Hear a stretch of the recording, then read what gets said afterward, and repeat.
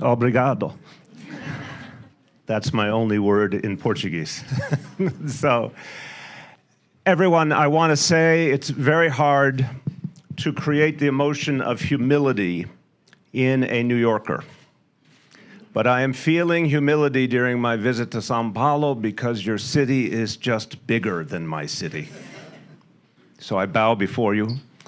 And I will tell you that I feel very much at home here. There's such a strong similarity.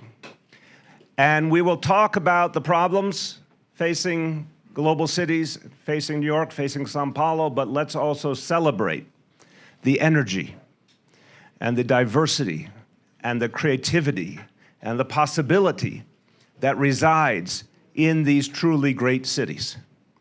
There's really only a handful of them in the world, and São Paulo is one of them. And things can happen here that are unimaginable in most places, which is why it is so important to have leaders with imagination, with the ability to think about the future we need, not to be mired in the past, but to envision the world that we have to create. When I was mayor of New York City for 8 years, my team and I constantly discussed the weight of tradition and history, the gravitational pull of the way things had always been done, and what a negative reality that was. I had the occasion recently, I'll make this illustration, I had the occasion to ask a group of students at New York University, about 50 students, how many of them were content with the status quo in New York and in the United States of America? How many of them thought things were basically good the way they were? And I asked people who felt that way to raise their hand, and not a single hand went up in the room. Because the ways of the past left us with inequality, with a society that you could see with your own eyes was not serving a huge percentage of its members. You could see what might be, but we were told over and over again to just accept the unacceptable. And when I ran for mayor of New York City, I borrowed the phrase from the British author Charles Dickens, and I said we were living a tale of two cities. One for the very rich and the other for everybody else. In a city so famous in the world for its openness, for being progressive in the scheme of the entire world, and yet we were living a profound inequality. And I couldn't accept it. And I didn't think it would allow us to reach the future properly, because I thought it was fundamentally unsustainable. And as this discussion unfolds over this next year about the future of São Paulo, I really think it's important to say, are you living a sustainable reality or not? Not just in terms of climate. Obviously, we're all concerned about climate and where we're going, and we know that we're not in a sustainable position, and we need leaders who will act, not just on the national level, but on the state level, on the local level, everywhere. But I'm saying unsustainable socially as well. What happens to a society where some get education and others don't? Some have good jobs and others don't. Some have transportation and others don't. Some have housing that they can actually afford and others don't. What happens? Well, I believe the story does not end well. I believe we live in the moment and we look at the action and the energy and the tall buildings and we think, okay, something's working, and something is working, but not enough is working. And will it work in 5 years or 10 years or 20 years? And the answer to me is obviously no. Societies based on profound inequality just won't survive. They will not thrive. They will be overcome by others. And by the way, you look around the world at where the most dynamic, creative, capable, intelligent people want to be, and they want to be in places where there's social cohesion, where there's diversity, where there's respect for all types of people, where there's the possibility of each person living out their potential. Because when you see inequality and you see the pain that comes with it with your own eyes, you can't feel at peace. Today, when I visited our good friends at the Solidarity Kitchen, and I met the working people who were claiming space for their families and for their future, I was very moved by it. It gave me a sense of hope, because I saw that things were not stuck, they were not static, there was possibility. And it made me feel that in this city, something better is emerging. And I know so many people in this room have been a part of creating that. I want to thank all of you. Many, many people do this hard work, like Andrea and Alessio, and I thank them both and all the other people here who built these efforts, these movements. It's never easy. The status quo is always strong by its nature. But things are happening in this city. Change is happening. And the potential for this already great global city to be even greater is very clear to me. Now, I want to tell you about a meeting I had in New York City. I didn't know the history or the personality of Guilherme Boulos. I didn't know. And when I met him, I had an immediate feeling, that I liked him. I saw him, and to me, I immediately, as I heard his voice and I heard his ideas, I heard his intellect, I heard his compassion, I liked him. He also, to me, looked like a big teddy bear.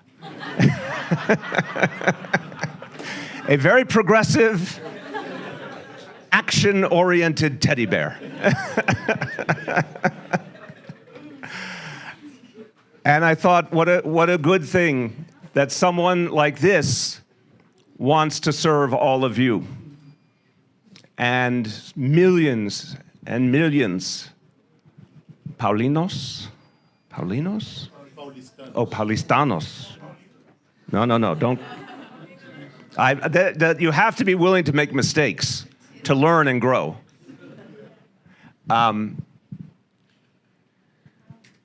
But what was interesting was we talked about how you govern, how you take your ideas and you make them come alive. In my city, we saw the inequality and we said we have to do something tangible. We don't want just words. And we decided that families were struggling to be able to support their children. They were paying huge amounts of money in American dollars, $10,000, $15,000, $20,000 for 1 year for one child to get an education when they were young and to be someplace safe. And many families simply had to forego the opportunity to give their children the future they deserved. And because they couldn't afford it, many people, particularly women, were not able to go and work outside the home. So people were trapped in an unfair economic reality. And we decided that it didn't have to be that way, that every 4-year-old child in New York City could have education for free. Everybody. And it was for working people and poor people and middle-class people and even people with greater resources. Everyone was welcome. The people who benefited the most were those who had the least. But the vision was for everyone. And we did the same in creating an unprecedented amount of new affordable housing. We did the same by reducing crime, by creating a stronger bond and dialogue between the police and the communities they served. We found so many ways to create more equality, but we did it with an inclusive approach, where the idea was that the city had to be cohesive, that everyone needed to feel they belonged, and that even if you were someone who was doing very, very well, even if you were wealthy, having a city where everyone belonged was good for you too. If you were middle class, it was good for you. It was good for people who had success, and it was good for those who were striving for a better life, because that social cohesion makes a city stronger. Because when everyone has a place they can live, that they can afford, that means the whole society can function. All over the world, there's so many important jobs that aren't being filled because no one can do the work because they can't afford a place to live. That's not good for anyone. That's not good for a poor person, a working person, a middle-class person, or a rich person if the society doesn't function. What could possibly be good about a society where children don't get a proper education? The future is about a more educated community. The jobs of the future, the possibilities. If you want São Paulo to be strong, if you want Brazil to be strong, you want the most educated community you could possibly have. That is in everyone's interest. That's in the interest of the business owner just as much as it's in the interest of the employee. So we learned that you could fight inequality in a way that actually created a greater unity. And before I say something else about the future of this city, I will say, when we faced our greatest crisis ever, which was the coronavirus pandemic, we needed that unity. We needed the city to respond, everyone together. And the message was, we are all in this together.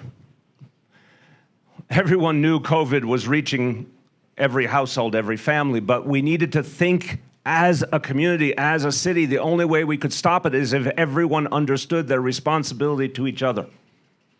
And in the beginning, New York City was the epicenter of the COVID crisis, the strongest concentration of COVID cases anywhere in the United States of America. But we worked together. And as the leader of the city, it was my job to educate, to support people, to let them know there was a way forward. And over time, we became one of the most vaccinated cities in all of America, and then one of the healthiest and safest cities as a result. So, I'll bring these pieces together and wrap up. The kind of leader who can govern in this context of a world that is more complex, that's moving faster, where the inequalities are deeper, the challenges unquestionably are greater. You need a leader of tremendous capacity. You need a leader with intellect. You need a leader who thinks about the future. But you don't need just someone with that ability. You need someone with heart who connects to the people. Because leadership is, in one way, it is decision-making, it is policy, of course. But in so many other ways, it is communicating a vision to the public that they can join into. And to do that, you have to love the people. You have to have compassion. You have to be able to listen. You have to be among the people in solidarity.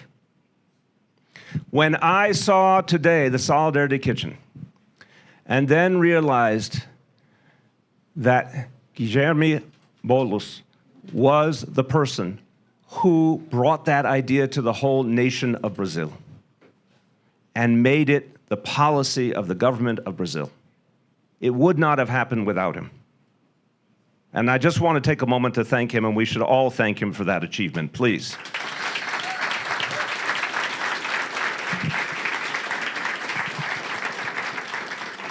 But when I saw this incredible work today, think of what it says to someone who doesn't have enough to eat, who's trying just to feed their children, that their city cares for them, their nation cares for them. Think of what that could mean for the future.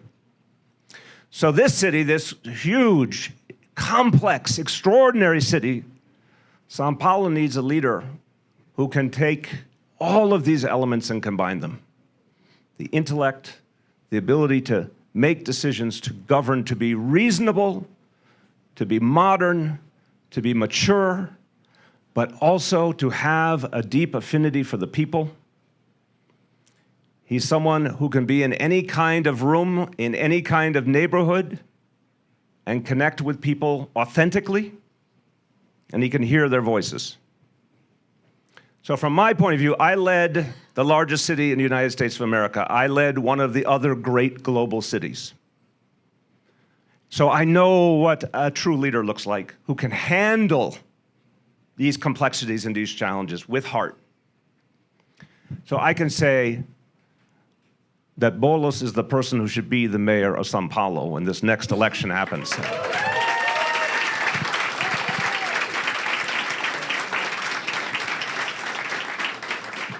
And I know that with him as a leader, this city can reach its greater potential, and we can leave behind those things that so often weighed us down. It will not be a miracle. I'm not suggesting that. I'm saying very clearly, there's someone here who sees a better future and can take us to that road and start us down that road and bring the people in. And when the people come together, you would be amazed what happens. The things we thought could never change suddenly do change. Everything I described to you that we achieved, we were told over and over again that it could never happen. Early childhood for all our young children, early childhood education, impossible, too expensive, too difficult, could never happen. More affordable housing, could never happen. Lowering crime. We had the lowest crime in New York City since the 1950s, under the leadership of a progressive. They said that could never happen until it did happen. That famous phrase, it's impossible until you make it possible. So, I am convinced in my heart we have a leader who can make it possible. Guilherme Boulos.